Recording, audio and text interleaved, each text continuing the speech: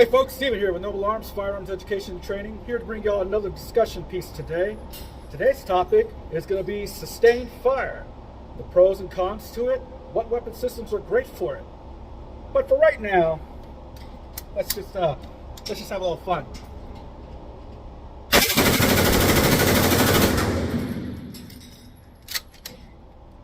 That never gets old. Hey folks, welcome back. So, like I said before, this topic video is going to be about sustained fire. Pros and cons, what kind of weapon systems available out there are pretty good for it. So, sustained fire. This question was brought to my attention by one of you, my awesome watchers and subscribers. Thank you so much for the question. I appreciate the feedback. In addition, I want to welcome and thank all of my new watchers and subscribers. Thank you so much. It means so much to me. I already love what it is that I do, but y'all just motivate and drive me to do even more, and it's just awesome. So thank you. So, sustained fire.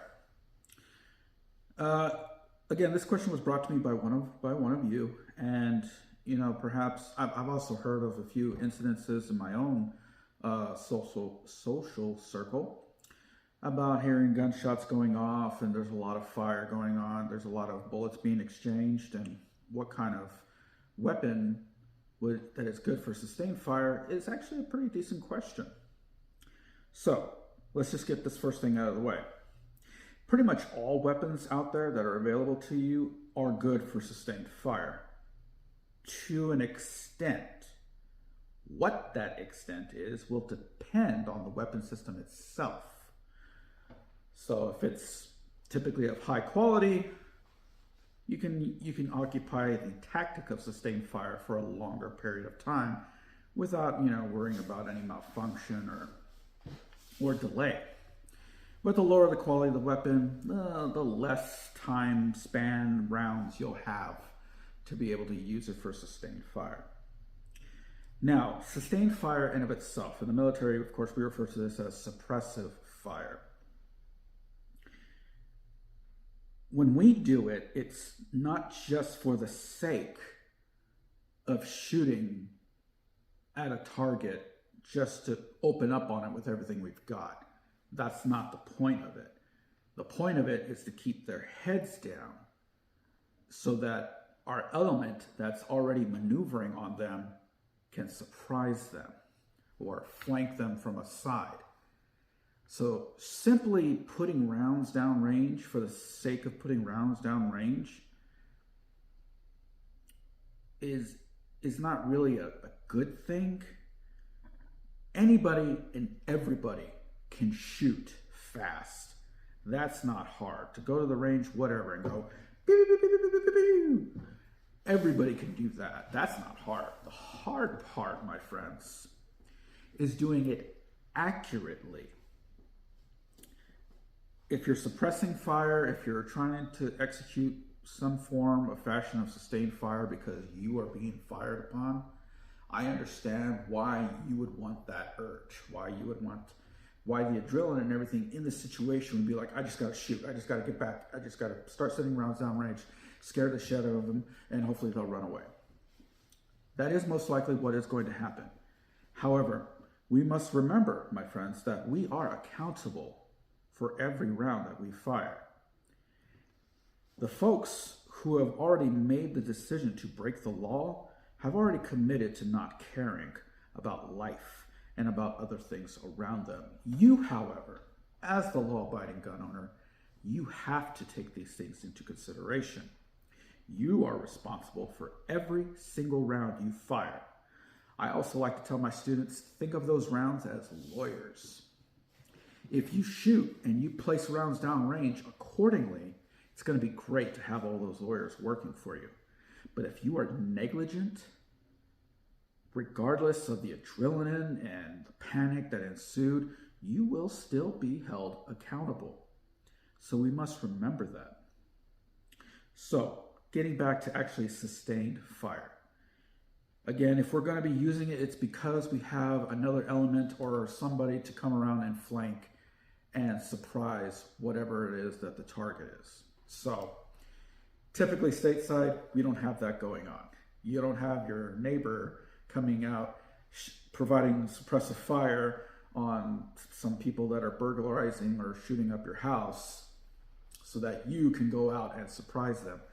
Typically that's not happening, okay? Not to say it doesn't happen, because to say something never happens is, well, stupid. That's not the case that you're gonna be in. So if you want to learn to shoot fast and accurate, here is what you'll need to know. Whenever you go to the range, pick up your weapon system, load it up however many rounds, and start to pace yourself at a certain rate. So you got your weapon, you got it ready, you go down, bang, bang. Did you shoot accurately like that? Okay, cool, pick it up a little bit. Bang, bang. Still accurate? Keep going.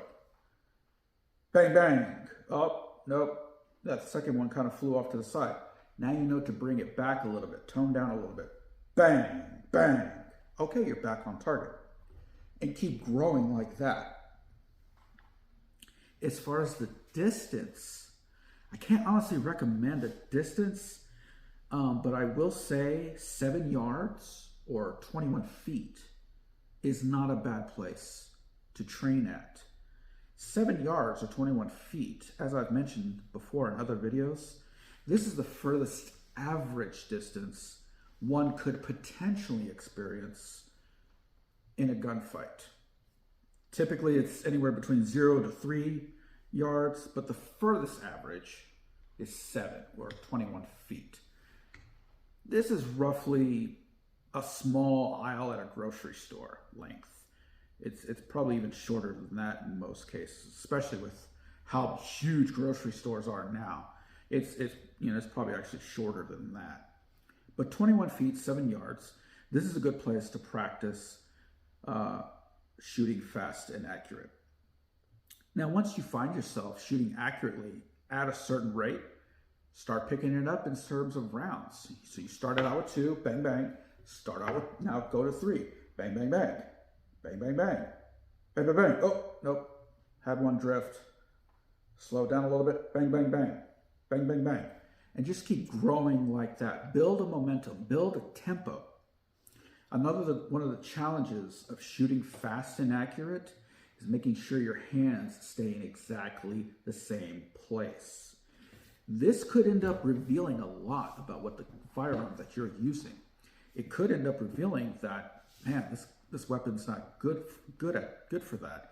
Despite my grip, I'm still slipping. This could be due to the lack of texture on the weapon system. So you might be needing to look at a different weapon that has more aggressive texturing, or looking to get in like some Talon grip or something like that. Talon grips are pretty awesome. I have Talon grips on my old Generation 2 Glock 19 because the standard texturing on that is just garbage. So I got that on there, and it's like night and day difference. It helps so much. So you don't actually need to buy a whole new weapon system. Try out some Talon grips and stuff like that. They're already typically custom cut and everything. All you have to do is peel it and slap it on there like a decal on your firearm. So look into that. But as I was saying, as you go along, shooting faster, some of these things might start to show up. You'll probably start to realize my hand's slipping. I need to invest in some textured grip of some kind, maybe buy a new gun, whatever it is you want to do. But little things like this are going to really start to show. But again, that's how we build up to shooting fast. I watch a lot of cop videos and just regular videos, just on shootings in general. It doesn't even have to be cops. Civilian on civilian, cop on civilian. It doesn't matter.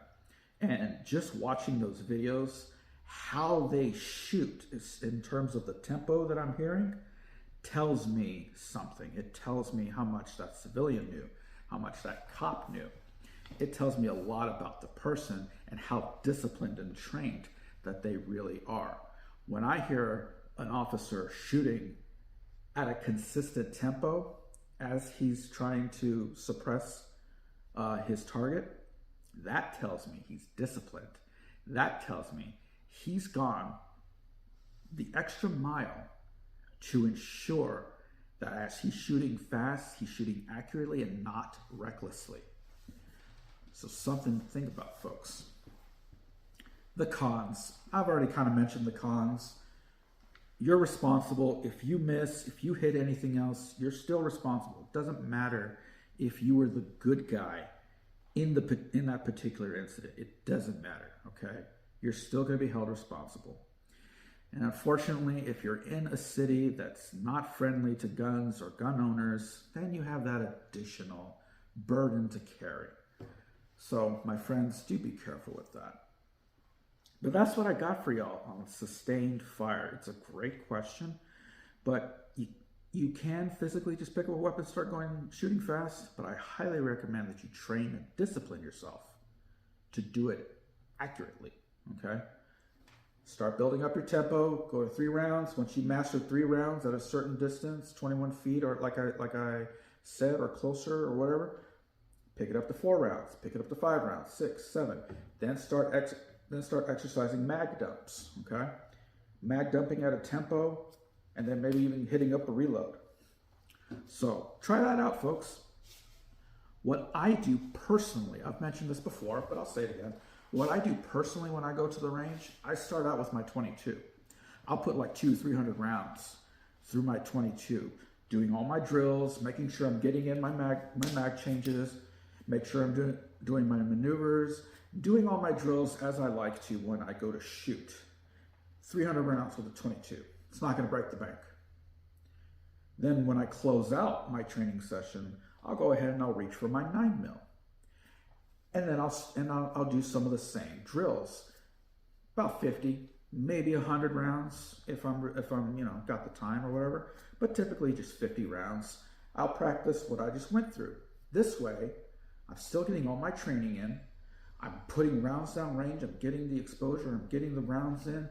I'm getting my technique, making sure it's solid, maybe even growing in it, and I'm not breaking the bank. So if you have that means, if you have the means to have a 22 pistol or rifle that is similar to your defensive weapon, then I highly recommend doing that.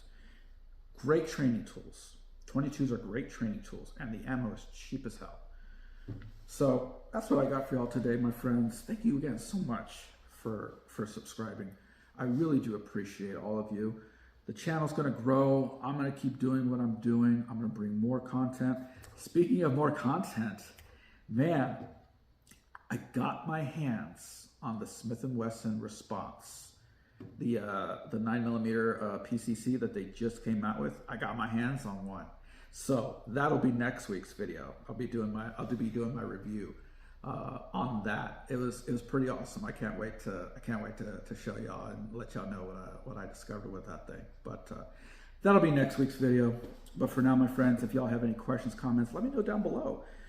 Is there a topic? Is there something you'd like to know more about? Please inform me, and I will do what I can to put something together for you.